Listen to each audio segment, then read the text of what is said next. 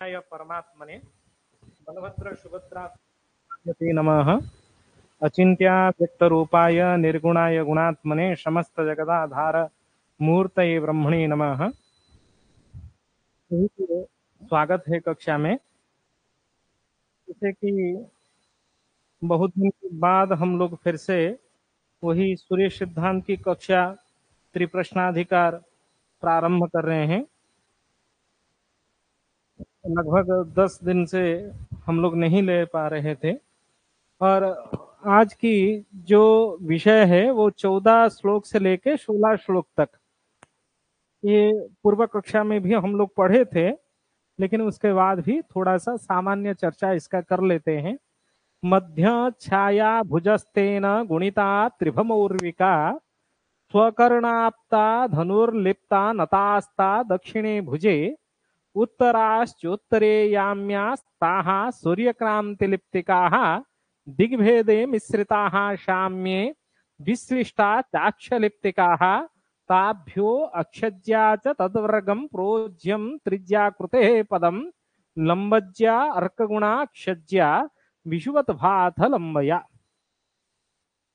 संपूर्ण श्लोक और शुरुआत में जो इसका प्रसंग है, इदानीम मध्याह्न छायया ज्ञानात् अक्षांश लंबांश पलभानाम ज्ञानम। मतलब किसी भी समय का, किसी भी दिन का जो मध्याह्न होता है किसी भी स्थान का, उस मध्याह्न का जो शंकु का छाया, हम लोगों को जितना छाया प्राप्त होता है उस छाया के ज्ञान से ही हम लोग उस स्थान का अक्षांश लंबांश एवं पलभा ज्ञान कर सकते हैं। किसी भी स्थान से अक्षांश लंबांश एवं पलभा का ज्ञान कर सकते हैं।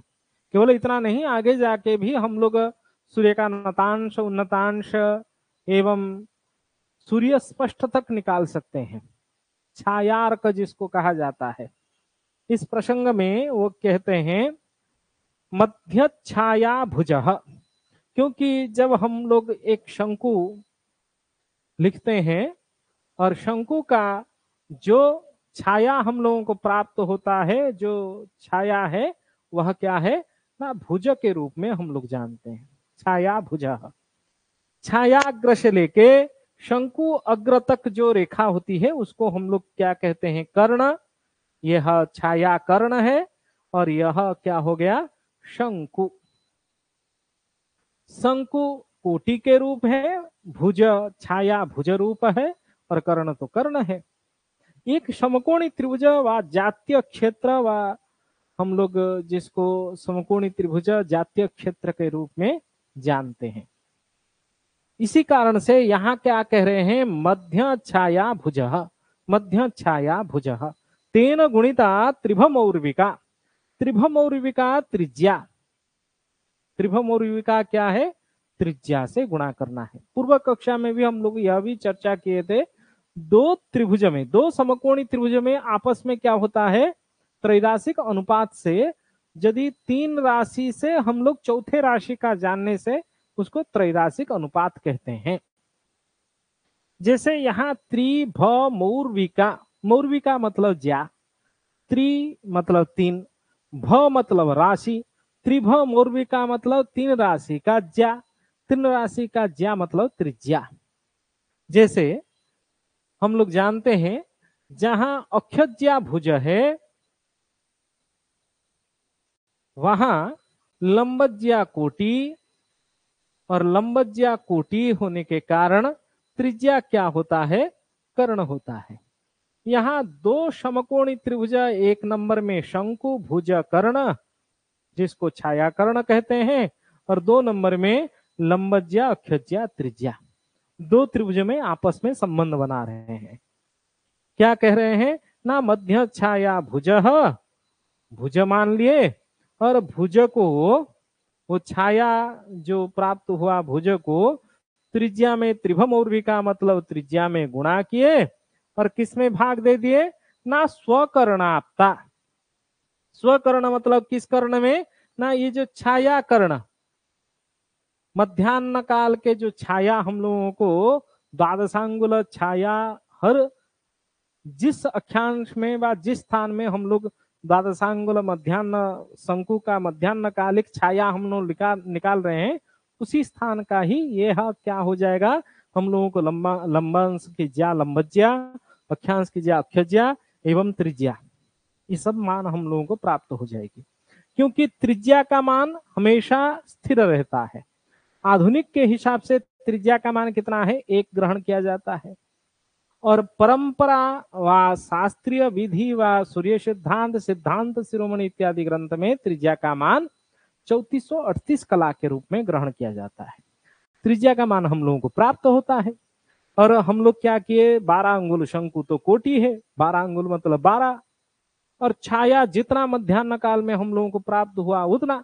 और किसी भी यदि 2 भुज कोटि 2 मान हम लोगों को पता है, तीसरे का मान हम लोग निकाल लेते हैं, क्योंकि हम लोग जानते हैं क्या ना, भुज वर्ग में कोटि वर्ग क्या करेंगे ना, जोड़ देंगे एवं वर्गमूल ले जाएंगे तो क्या प्राप्त हो जाएगा, कर्ण प्राप्त हो जाएगा।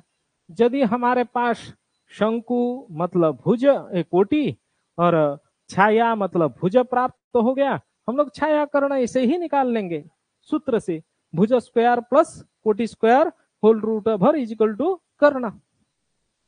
समझ रहे हैं। और त्रिज्या का मान तो 3438 कला है। तभी यहां अनुपात क्या कह रहे हैं ना, भुज को त्रिज्या में गुणा करके छाया कर्ण में आप भाग दे दीजिए तो क्या प्राप्त होगा ना, ये दोनों में यदि आप अनुपात करते हैं, जैसे इस कर्ण में यह भुज प्राप्त होता है तो इस छाया कर्ण में छाया रूपी भुज प्राप्त होता है, तो त्रिज्या कर्ण में अक्षज्या हम लोगों को प्राप्त होगा। क्या प्राप्त होगा, अक्षज्या प्राप्त होगा। समझ रहे हैं बात को, किसी का कोई संदेह नहीं है। ये पहला ही सूत्र का अनुपात यहाँ कह रहे हैं, मध्य मध्य छाया भुज तेन गुणिता त्रिभमौर्विका स्वकर्णाप्ता। स्वकर्ण मतलब छाया कर्ण से आप्ता, आप्ता नाम भक्ता। धनुर्लिप्ता, इसका ये ज्यात्मक मान प्राप्त हुआ, लेकिन ज्या और चाप में अंतर होता है। ज्यामान जो है वो चापमान नहीं है, चाप हमेशा वृत्तीय चापात्मक मान होता है, ज्या हमेशा चाप का एक सरल रेखा जैसे ज्यात्मक मान हम लोगों को प्राप्त होता है। जैसे हम लोग ज्या किसको कहते हैं, एक तो पूर्ण ज्या है, दूसरा ज्या है। ज्या का परिभाषा क्या है, कौन कह सकते हैं, ज्या का परिभाषा,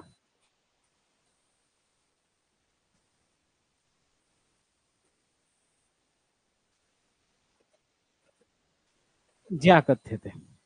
तो एक जो केंद्रगामिनी, एक प्रांत से चाप का एक प्रांत से केंद्रगामिनी, चापस्य एक प्रांतात केंद्रगामिनी रेखोपरि अपर प्रांतात कृतो लंबः तस्य चापस्य ज्या। अपर प्रांत से किया गया लंब जो है वो उसका हम ज्या कहते हैं। तो ज्या एवं चाप दोनों का मान भिन्न होता है। हम लोग सूर्य सिद्धांत में स्पष्टाधिकार में पूर्व कक्षा में, पूर्व 2-3 कक्षा के पहले पढ़े थे, एक चाप से ज्या साधन और ज्या से चापानयन। हाँ हाँ, वो, वो दोनों विधि हम लोग पढ़े हैं स्पष्टाधिकार पढ़ते समय। तो इसीलिए यहां कहते हैं स्वकर्ण आपता धनुर्लिप्ता, धनुर निकाल लेंगे। किसका धनु निकालेंगे ना, जो कर्णाप्त करने के बाद जितना हम लोगों को मान प्राप्त होगा उसका धनु ले जाएंगे। धनु मतलब चापानयन, धनु को अक्षज्या का चाप निकाल लेंगे, तभी क्या होगा, हम लोगों को अक्षांश आ जाएगा चापानयन करेंगे तो। लेकिन यहां थोड़ा सा मैं विषय को अलग कर दिया, घुमा दिया। क्या है, ये कहते हैं, थोड़ा माइक ऑफ कर लीजिए। नताहा, ताहा नताहा, धनुर्लिप्ताहा ताहा नताहा। नत मतलब नतांश होता है। ये नत का प्रसंग क्या है थोड़ा सा समझ लेते हैं। नतांश अंशुल को तो पता है, प्रियदर्शिनी को तो पता है। जो मौसमी मैडम, नतांश किसको कहा जाता है थोड़ा बोल दीजिए। हरिओम।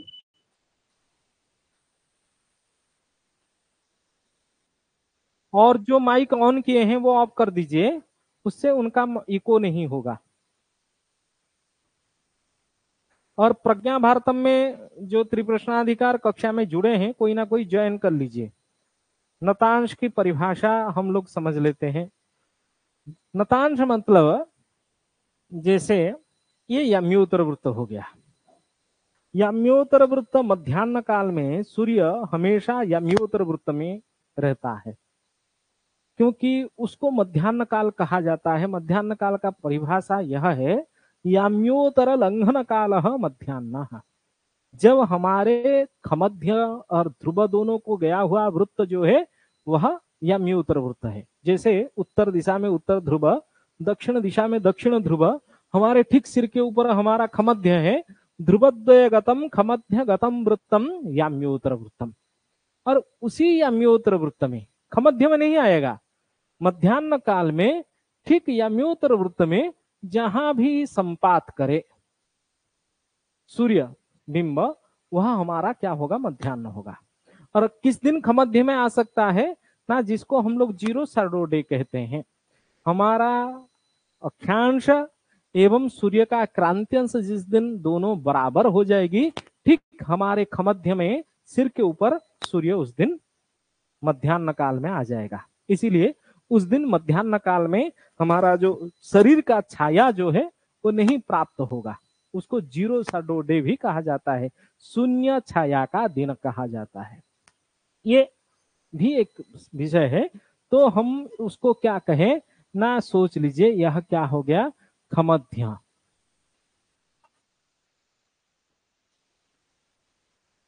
हाँ, तो जैसे सूर्य, इस बिंदु में सूर्य का स्वरूप को हम लोग जाने, ये सूर्य हो गया। ठीक है। तो सूर्य एवं खमध्य को गया हुआ वृत्त को हम लोग ध्रुव वृत्त कहते हैं। ध्रुव वृत्त मतलब दृष्टि वृत्त। खमध्यगतम ग्रहगतम वृत्तम ध्रुव वृत्तम, ये क्या हो गया, दृष्टि वृत्त हो गया। और हमेशा याम्योत्तर वृत्त के ऊपर लंब रूप जो रहता है वह क्षितिज होता है। याम्योत्तर वृत्त के ऊपर क्षितिज वृत्त, यह हो गया याम्योत्तर वृत्त।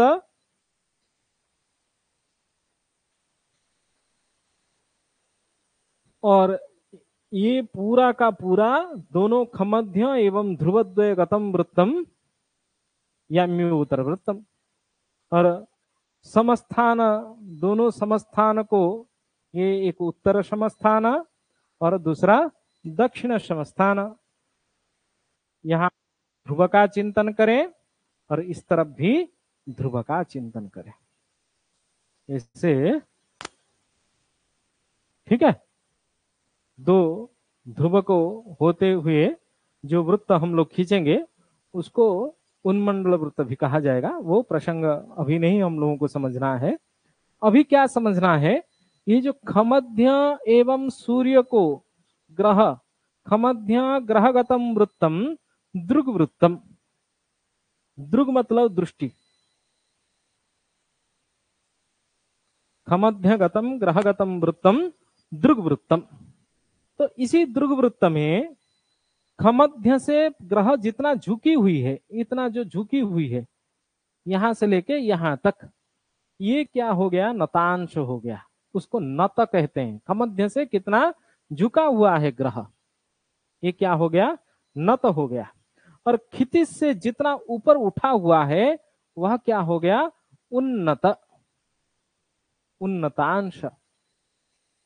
नतांश की ज्या द्रुग्ज्या व नतज्या भी कह सकते हैं। और उन्नतांश की ज्या को शंकु कहा जाता है। जैसे इसे यहाँ एक क्या प्राप्त होगा, शंकु प्राप्त होगा।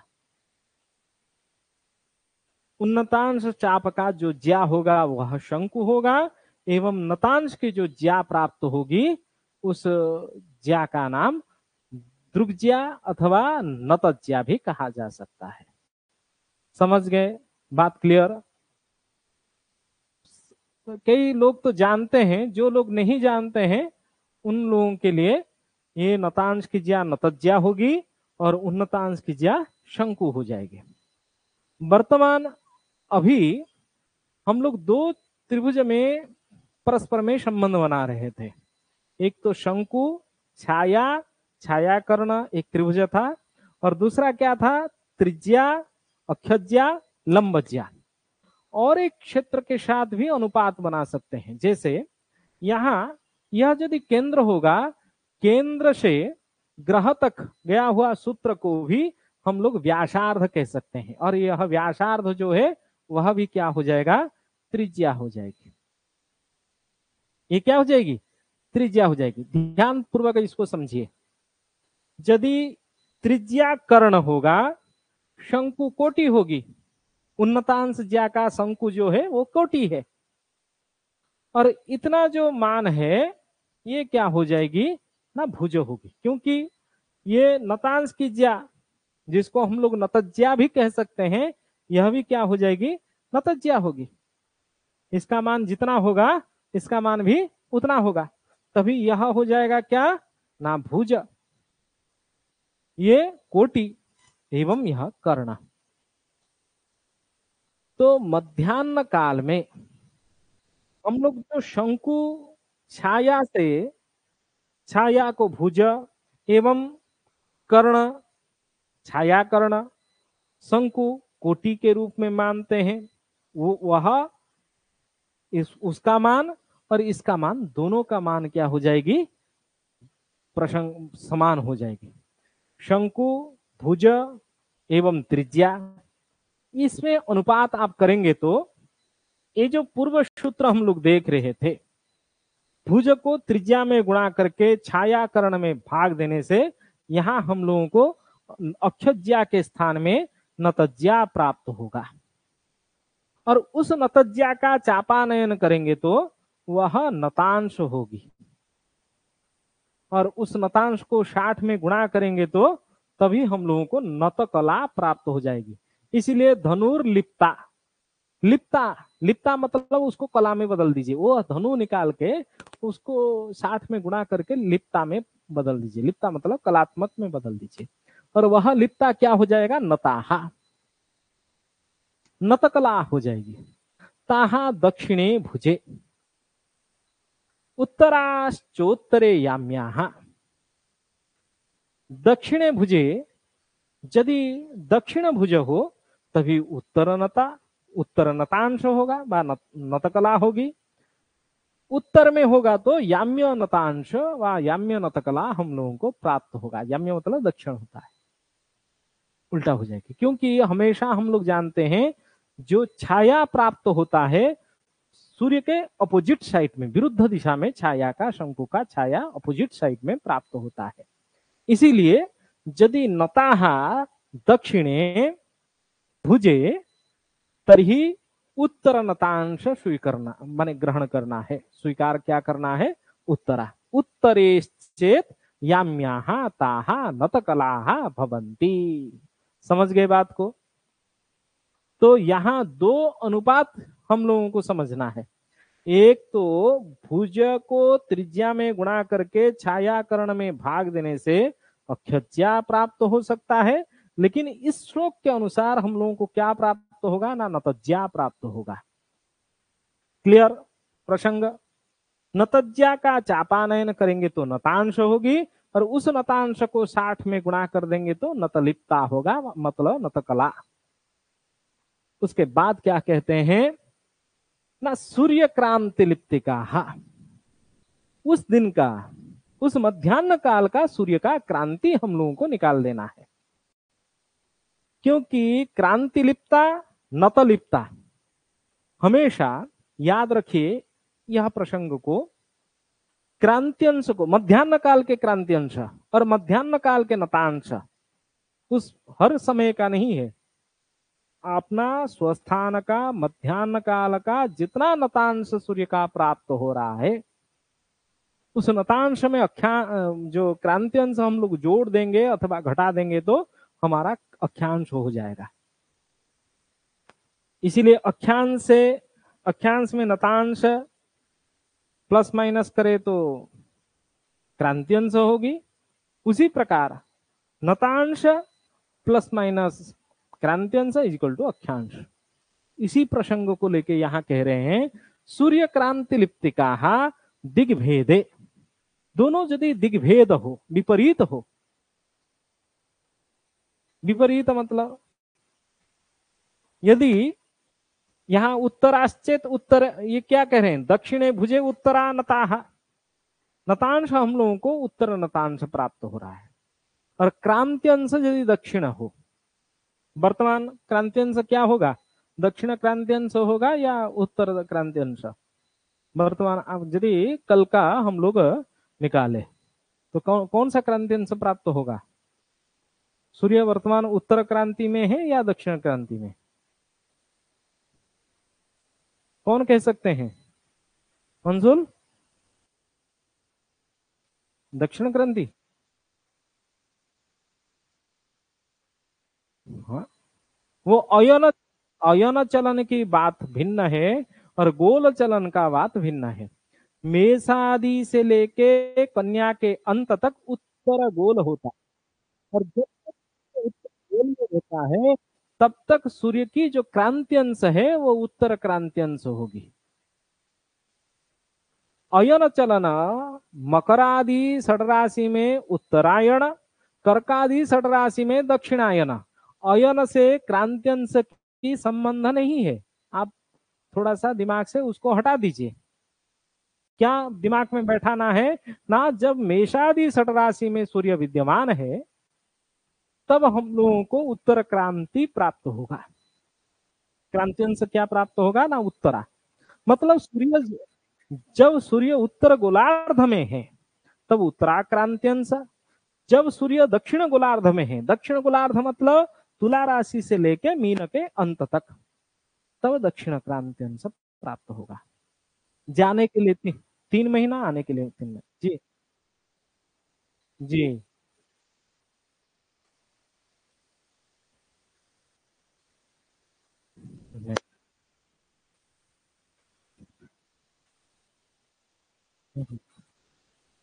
हम्म, चलिए देखिए,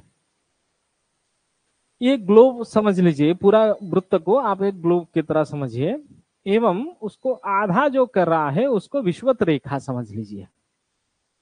विषुवत रेखा से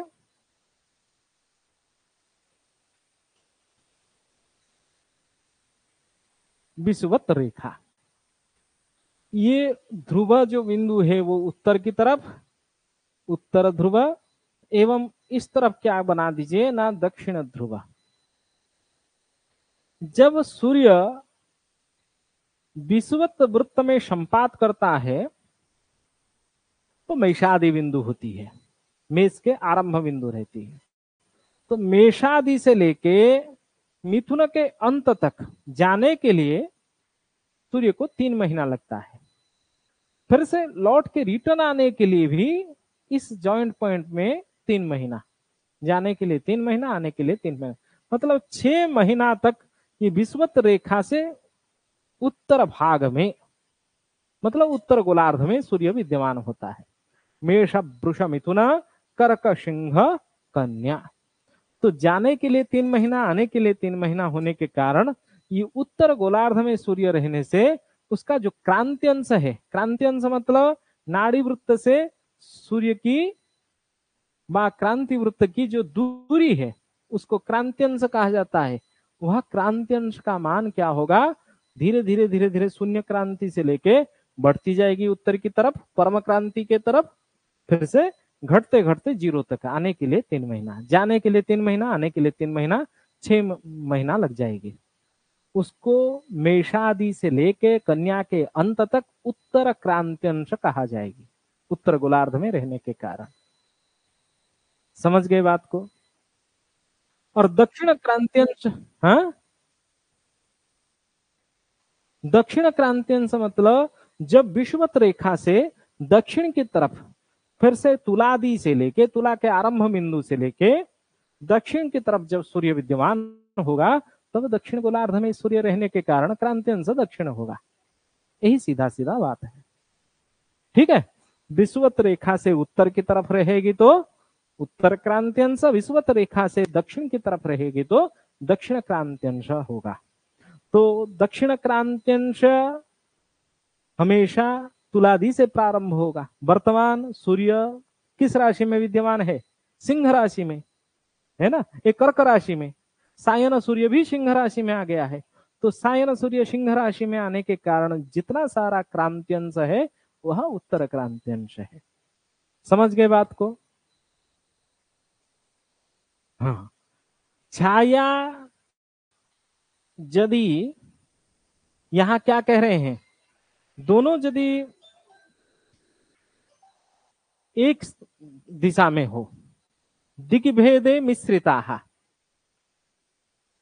साम्ये विश्लिष्टा, यदि दिग्भेद हो मतलब एक उत्तर दूसरा दक्षिण हो, दिग्भेद हो जाए, हमारा जो नतांश है वो उत्तर नतांश प्राप्त हो एवं सूर्य का क्रांतियंश जो हो, जो वह क्या प्राप्त हो जाए दक्षिण में, तो उल्टा हो जाए, दिग्भेद हो जाए, क्रांतियंश जिस दिशा में उसका उल्टा हो जाए नतांश, तो उन दोनों का दिग्भेद होने के कारण उन दोनों को क्या कर देना है, मिश्रित मतलब जोड़ देना है, जोड़ देना है। साम्य यदि हो जाना है, जैसे वर्तमान आप लोग साम्य कब होगा विपरीत कब होगा उसका तुरंत पता लगा लेंगे। जैसे अभी मैडम कह रहे थे सूर्य का अयन जो है वो दक्षिणायन है, परंतु सूर्य का गोल जो है वो उत्तर गोल है। तो यहां आपको दिग्भेद प्राप्त होगा, नतांश जो प्राप्त होगा वह क्या प्राप्त होगा, सूर्य दक्षिणायन में होने के कारण नतांश क्या प्राप्त होगा, दक्षिण नतांश प्राप्त होगा। और सूर्य का क्रांतियंश क्या प्राप्त होगा, उत्तर क्रांतियंश। तो यहां दिग्भेद हो गया, दिग्भेद हो जाने के कारण आप उन दोनों को नतांश प्लस क्रांतियंश इजिकल टू अक्षांश हो जाएगी। आगे कहेगी अक्षलिप्तिका, मैं बता देता हूं। तो साम्य हो जाएगा, जैसे आप सोच लीजिए तुला वृश्चिक धनु में दक्षिण क्रांति हो जाएगी, तुला वृश्चिक धनु में क्रांति क्या हो जाएगी, दक्षिण क्रांति हो जाएगी। और तुला वृश्चिक धनु में विद्यमान होने के कारण अयन भी दक्षिणायन है, तो दक्षिणायन होने के कारण सूर्य का नतांश क्या प्राप्त होगा ना, दक्षिण नतांश प्राप्त होगा। वहां दोनों सेम हो जाएगी। जब सूर्य तुला में, सायन सूर्य, निरण सूर्य नहीं है, सायन सूर्य तुला राशि में अथवा वृश्चिक में अथवा धनु में हो, इन 3 महीना में दक्षिण क्रांत्यंश दक्षिण नतांश दोनों साम्य दिशा में, सेम दिशा में होने के कारण विश्लिष्टा, दोनों में माइनस करना है, नतांश माइनस क्रांति। हाँ, जो ज्यादा है उससे छोटे से हमेशा क्रांत्यंश बड़ा होगा, तो क्रांत्यंश से आपको नतांश को घटा देना। क्रांत्यंश हमेशा बड़ा नहीं होगा, शुरुआत में तो तुला में, तुला के आरंभ बिंदु में क्रांत्यंश क्या होगी, छोटी होगी, तो जो बड़ा होगा उससे दूसरे को घटा देना है। नतांश माइनस क्रांत्यंश अथवा क्रांत्यंश माइनस नतांश। यदि दिक् साम्य हो, दोनों की दिशा साम्य दिशा में हो, तभी विश्लिष्ट करना है। विश्लिष्ट मतलब घटा देना है। घटा देने से आक्ष लिप्तिका, आक्ष मतलब अक्षांश युक्त लिप्तिका, लिप्तिका मतलब वही अंश को कला में बदल दिया है। हाँ, अक्ष, अक्ष कला, जिसको अक्षांश की कला, अक्ष अक्ष कला मतलब जितना अक्षांश है उसको 60 में गुणा कर देंगे तो कलात्मक हो जाएगा ना, वही बात यहाँ कह रहे हैं, अक्ष लिप्तिका। समझ गए बात को? उसके बाद क्या कहते हैं, ताभ्यो अक्षज्या च तद्वर्ग प्रोज्य त्रिज्या कृते पदम। ये जो आपको अक्षलिप्ति का प्राप्त हुआ, ताभ्यो अक्षज्या च तद्वर्ग प्रोज्य। अक्षज्या का वर्ग लीजिए। ताभ्य पहले नतांश की ज्या, नतांश की ज्या का चापानयन किए नतांश प्राप्त हुआ, एवं नतांश प्राप्त होने के कारण उसको कलात्मक में बदल दिए तो नतकला हो गया। अक्षकला प्लस माइनस नतकला इजिकल टू सॉरी, नतकला प्लस माइनस क्रांतिक कला इजिकल टू अक्षकला। एवं अक्षकला को आप फिर से ज्यात्मक में साधन किए तो अक्षज्या आ जाएगी, ये स्वाभाविक बात है। और उस अक्षज्या के वर्ग से ये क्या कहते हैं ना, ताभ्यो अक्षज्या तद वर्ग।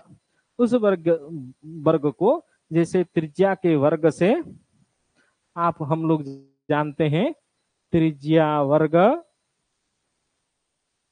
माइनस अक्षज्या वर्ग, तो क्या प्राप्त होगा उसका, त्रिज्या कृते है पदम। पदम मतलब वर्गमूल ले लिए, पदम मतलब वर्गमूल, त्रिज्या कृते है मतलब त्रिज्या का वर्ग, त्रिज्या कृते है मतलब त्रिज्या वर्ग से प्रोज्य मतलब माइनस के, किसके वर्ग को ना, अक्षज्या वर्ग को, तद वर्ग अक्षज्या च तद वर्ग प्रोज्य त्रिज्या कृते है पदम वर्गमूलम। तो हम लोगों को क्या प्राप्त होगा ना, लंबज्या, लंबज्या प्राप्त होगा। उसके बाद क्या कहते हैं ना, लंबज्या अर्क गुणा अक्षज्या विषुवत भाथ लंबया। उसके बाद आप देखिए अनुपात यहां, लंबज्या अर्क गुणा अक्षज्या, लंबज्या को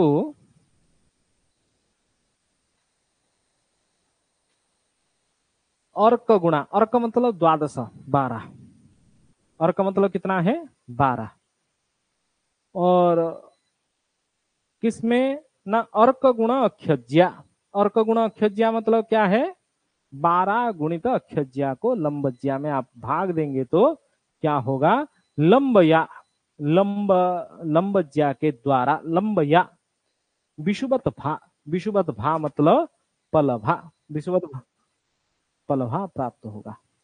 हम लोग जानते हैं यदि लंबज्या कोटि में, जहां लंबज्या कोटि है वहां अक्षज्या, अक्षज्या क्या है, भुज है, और जहां 12 अंगुल शंकु कोटि है वहां पलभा, अरे सायन मेषादो शायन तुलादो मध्यान्ह काले 12 अंगुल शंकु छाया, 12 अंगुल शंकु का जो छाया है वह पलभा है। इसलिए जहां 12 अंगुल कोटि है, शंकु कोटि है, वहां छाया हम लोगों को क्या प्राप्त होगा ना, पलभा प्राप्त होगा। लंबज्या में अक्षज्या भुज प्राप्त होता है तो 12 अंगुल शंकु में क्या प्राप्त होगा ना, पलभा प्राप्त, पलभा नामक कोटि प्राप्त होगा। थोड़ा सा कोई ना कोई मधुस्मिता मैडम थोड़ा प्रज्ञा भारतम में ज्वाइन कर लीजिए, वीडियो अपलोड हो जाएगा। हरिओम।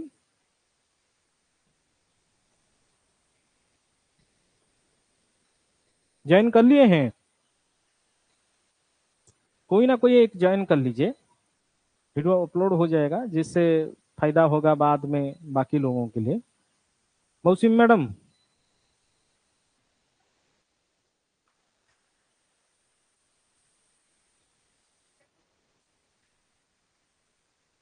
तो लाइव क्लासेस मैसेज आया होगा,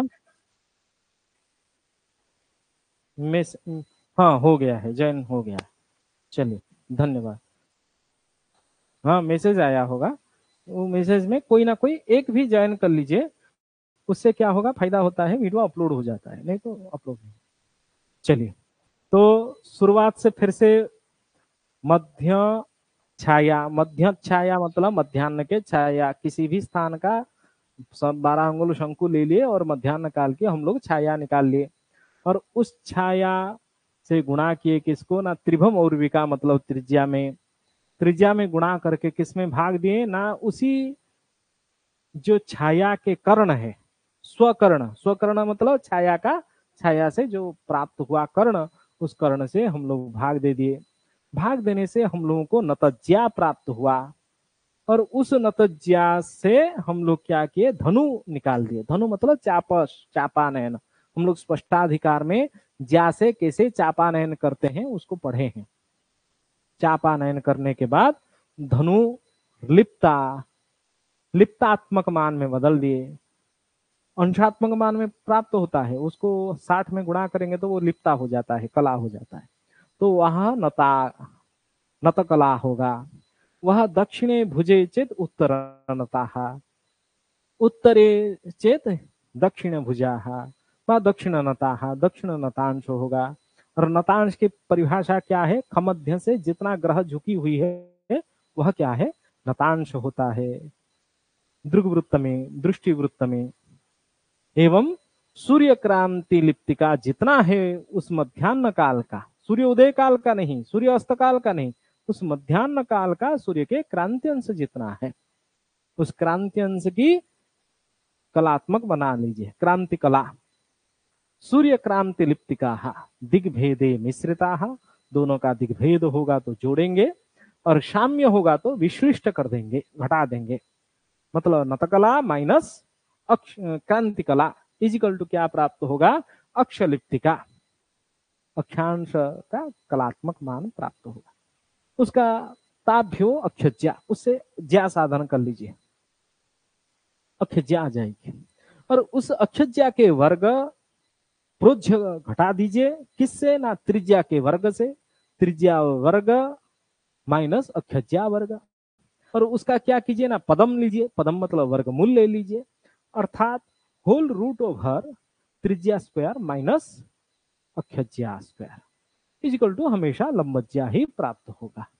तो उस लंबज्या को अर्क से गुणा कर लीजिए, अर्क से गुणा नहीं कीजिए, अर्क गुणा अक्षज्या से भाग दे दीजिए। अर्क मतलब 12 और अक्षज्या से, अर्क गुणा अक्षज्या मतलब 12 इंटू अक्षज्या डिवाइडेड बाई लंबज्या। तो क्या प्राप्त होगा, अथ लंब या विषुवत भा मतलब विषुवत प्रभा पलभा प्राप्त होगा। तो एक ही मध्यान्ह छाया से हम लोग यहाँ अक्षांश व अक्षज्या, लंबांश व लंबज्या, पलभा तीनों मान को निकाल सकते हैं। नतांश भी निकाले पहले, नतांश लेकर 4 मान यहाँ एक ही श्लोक में निकाल दिए। और सबको धन्यवाद है। यदि कोई जिज्ञासा, जी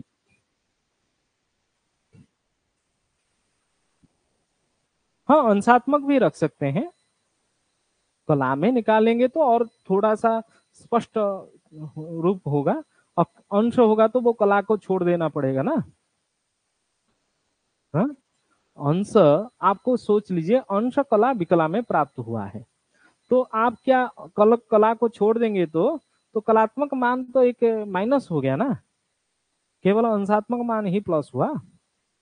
इसीलिए यदि आप अंशात्मक भी अंशादि को जोड़िए, मतलब सूर्य के क्रांति अंश, यदि सूर्य के क्रांति अंश प्लस नतांश जोड़ेंगे, नतांश मतलब अंश कला विकला नतांश का, और क्रांति अंश भी सूर्य का क्रांति अंश, अंश कला विकला तीनों को जोड़ दीजिए, उससे हो जाएगा। आज थोड़ा सा कक्षा प्रारंभ हो गया है और अभी गोविंद जी जोड़े हैं, तो फिर से कल कक्षा लेंगे, बहुत दिन बंद हो गया है, इसीलिए सूर्य सिद्धांत धीरे धीरे कंप्लीट करेंगे।